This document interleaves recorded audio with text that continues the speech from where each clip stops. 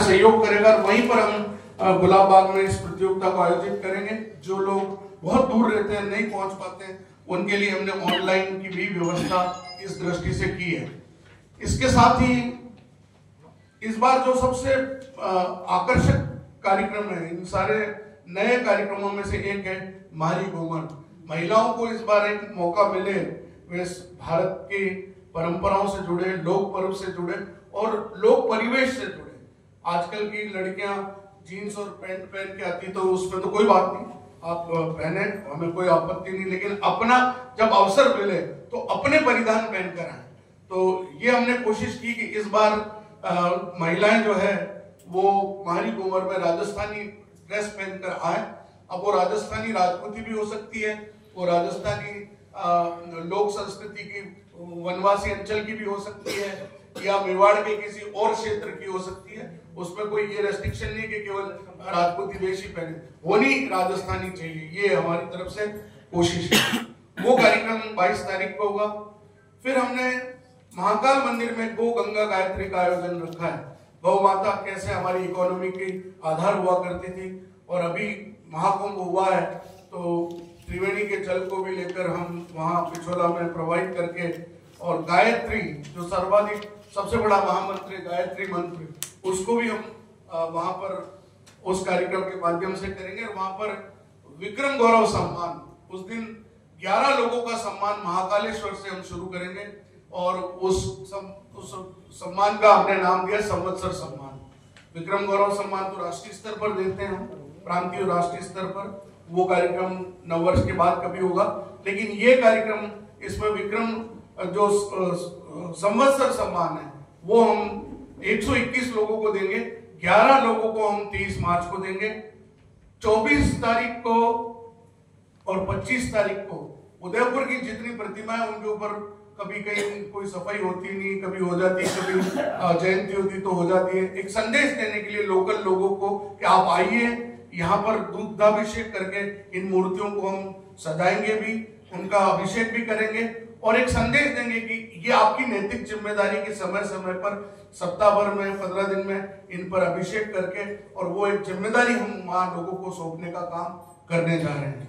तो ये 24 और 25 को हम करीब करीब 6 स्थानों पर, एक तो भामाशाह जैन एकता मंच और बजरंग सेना मेवाड़ मिलकर 24 तारीख को 9 बजे कार्यक्रम करेगी।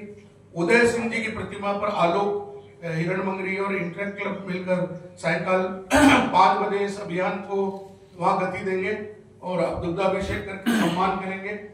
हाड़ी रानी पर हमने विप्र महासेना को जोड़ा है। देखिए, हमने समाज के प्रत्येक वर्ग को जोड़ने का काम किया है इस बार। विप्र महासेना को सायंकाल सविना 6 बजे इस कार्यक्रम को करेंगे। पन्नाधाय पार्क में जो गोवर्धन विलास भारत विकास परिषद मेवाड़ इस कार्यक्रम को आयोजित करेगा। फिर परशुराम की जो मूर्ति लगी हुई है वल्लभाचार्य पार्क में, विप्र फाउंडेशन, वो विप्र सेना है, ये विप्र फाउंडेशन है, ये 5:45 बजे करीब होंगे। और शाम को 6 बजे 6:30 बजे कृष्णकांत जी के साथ प्रतापनगर सेवा समिति महाराणा प्रताप की जो मूर्ति लगी है टाउन हॉल में, वहां पर सम्मान का कार्यक्रम करेंगे। मैंने एक कार्यक्रम आप सबकी जानकारी में है कि हिंदू अध्यात्म सेवा संगम में मैंने एक नाम दिया था। मुझे गर्व है, खुशी है इस बात की कि जो नाम मैंने दिया था राष्ट्रीय एकता का महानाद वंदे मातरम, वो आज पूरे भारत में कार्यक्रम के रूप में स्थापित हो चुका है। तो जहां भी अब वो हिंदू अध्यात्म सेवा संगम कार्यक्रम होते हैं, उसमें वंदे मातरम का कार्यक्रम का नाम यही रहता है। तो यही कार्यक्रम हम बजरंग सेना मेवाड़ और आलोक संस्थान, आलोक इंटरेक्ट क्लब मिलकर 26 मार्च को सड़क पे लोगों को वंदे मातरम गवाएंगे। भारत माता पूजन तो ही है, लेकिन मोटा काम 26 तारीख को वंदे मातरम गवाने का है। और मेरी बड़ी इच्छा है, मैं जिस संगठन में मैंने प्रस्ताव भेजा है, माननीय प्रधानमंत्री को भी भेजा है, कि देश में 7 नवंबर को, जिस दिन वंदे मातरम लिखा गया था बंकिम चंद्र चटर्जी द्वारा, 7 नवंबर को पूरे देश को वंदे मातरम दिवस मनाया जाना चाहिए। और जो जहां खड़ा है, जैसे 30 को हुटर बसता है 30 जनवरी को, सब लोग मौन धारण कर लेते हैं महात्मा गांधी जी के स्मृति में, तो एक दिन उस दिन भी हुटर बजो, जो जहां खड़ा है वहां वंदे मातरम का गायन करे। मैं सोचता हूं इससे बड़ा एक आंदोलन कुछ हो नहीं सकता। वह भी अखिल भारतीय नववर्ष समारोह समिति इस वर्ष में ये यहाँ इस मंच से घोषणा कर रहा हूँ, जो मैंने लिखा नहीं है, लेकिन मैं घोषणा कर रहा हूँ कि प्रतिवर्ष अब 7 नवंबर को अखिल भारतीय नववर्ष समारोह समिति पूरे देश में कोशिश करेगा कि वंदे मातरम दिवस हम मनाएं। 27 मार्च को हमने एक नया जो मंदिर है, वो आप यहाँ पर फोटो दिखाएं जरा, उनका उदय शाम मंदिर, जो अपने आप में बहुत ही सुंदर मंदिर है, जगदीश चौक से भी प्राचीन मंदिर है और इतनी सुंदर प्रतिमाएं, वो काल के गर्त में जाकर बिगड़ चुका था। बाद में कालांतर में उसको लोगों ने प्रयास किया, देवस्थान ने भी थोड़ी रुचि ली और वो जाके और अब वो इतना सुंदर मंदिर बना है, उसको लोगों को जोड़ने के लिए हमने एक आकर्षण रखा कि राजस्थान कयाकिंग एसोसिएशन वहाँ परशु घाट से भी कयाकिंग करते हुए आएंगे और चांदपोल की पुलिया और जोत सिंह की दैविक पुलिया से हम पुष्प वर्षा करेंगे और फिर उसके बाद उदय शाम मंदिर पहुंचकर भव्य आरती में हम उसको परिवर्तित करेंगे।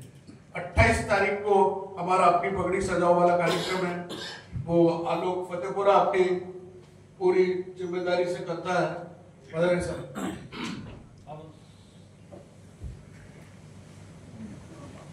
आप दोनों देरी से पधारे, आपका भी स्वागत है। प्रमोद जी, झारेंद्र जी, आप दोनों का ही स्वागत। अपनी पगड़ी सजाओ जो एक पारंपरिक वेशभूषा वाला जो कार्यक्रम है, उस पर हम हमारा दृष्टिकोण ये है कि हमारी बच्चे जो है वो पगड़ी नहीं पहनते और हम ये कोशिश कर रहे हैं कि इस बार ज्यादा से ज्यादा बच्चे, बूढ़े तो आते ही लेकिन बच्चे काफी पगड़ी पहन के आते हैं, तो वो एक परंपरा स्थापित हो धीरे धीरे अपने घरों में। जब भी फंक्शन हो तो बच्चे भी पगड़ी पहन के आए। जैसे कल कोई ओकेजन अच्छा नहीं था, लेकिन फिर भी लक्षराज जी के बेटे ने वो अपनी वो शोक की पगड़ी उसने भी पहनी हुई थी।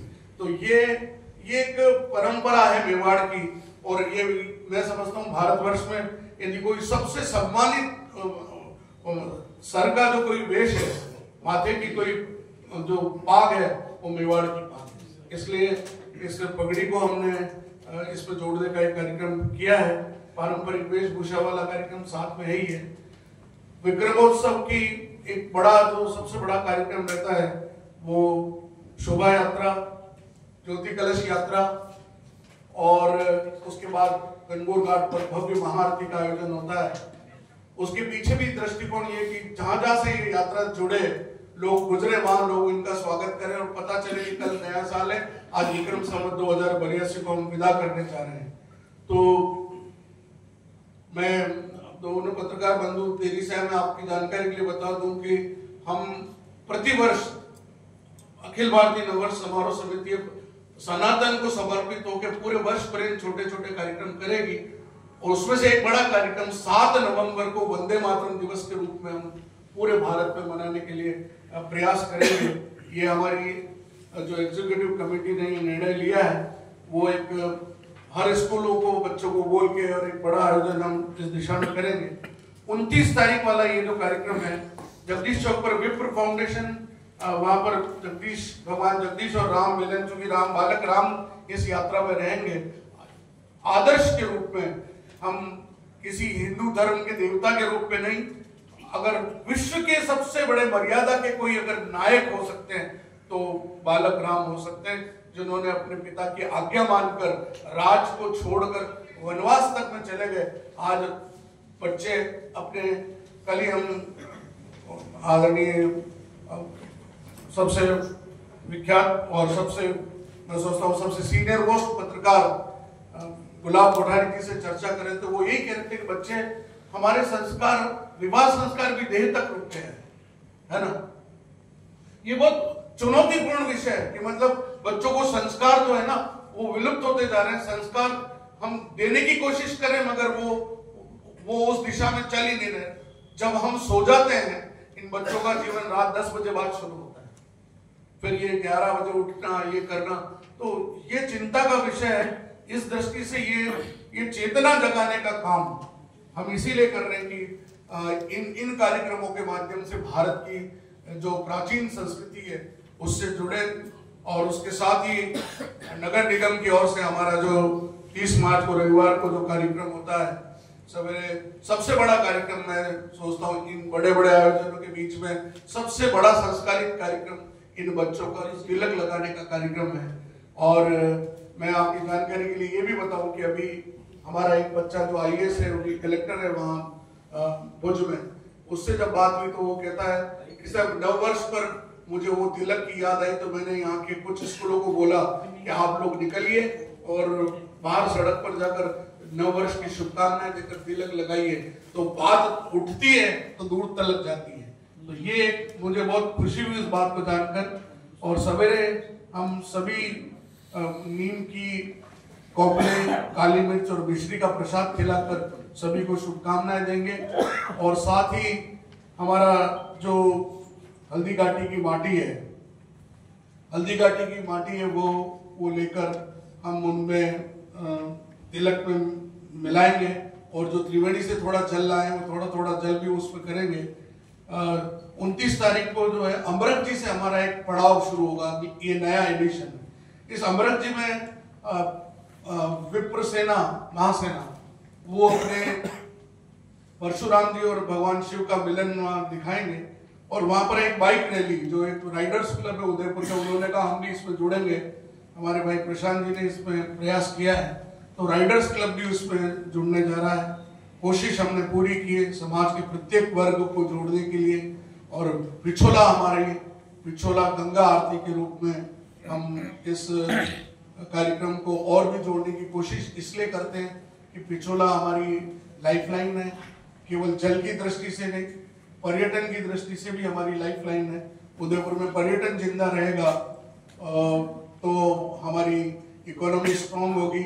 जैसे कि अभी आपने देखा हो कि प्रयागराज में हमारी सारी देश की इकोनॉमी पे बहुत सीधा असर तो पड़े ना पड़े, लेकिन उत्तर प्रदेश की इकोनॉमी तो एकदम बूस्टअप हुई।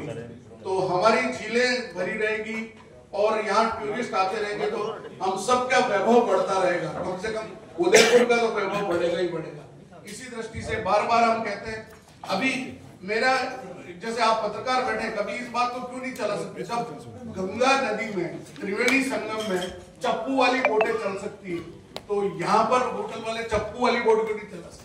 वो जरूरी नहीं सोलर बोट चला है, ये भी जरूरी नहीं मोटर बोट चला है। मैं तो कह रहा हूँ चप्पू वाली बोट ही चलाओ, कितना बढ़िया मजा है। और टूरिस्ट को भी मजा आएगा चप्पू वाली बोट में। बाद धीरे धीरे पिछोला को देखते हुए जा रहे हैं, पर्यावरण की दृष्टि से भी तो अच्छा है। ये सुझाव है, मैं तो मेरे पास अपने पास आइडिया है, वही मैं शेयर करता हूँ। तो मैंने अदर देन प्रेस नोट बहुत सी बातें आपके बीच रखी।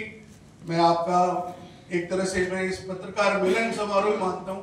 वार्ता करने के लिए तो प्रेस नोट भेजा जा सकता, आजकल तो मीडिया इतना स्ट्रॉन्ग है, हमारी इलेक्ट्रॉनिक हमारी अपनी टीवी इतनी बढ़िया है, हम तो वीडियो बना के आपको भेज सकते हैं, लेकिन मिलना महत्वपूर्ण है आप सब लोगों से।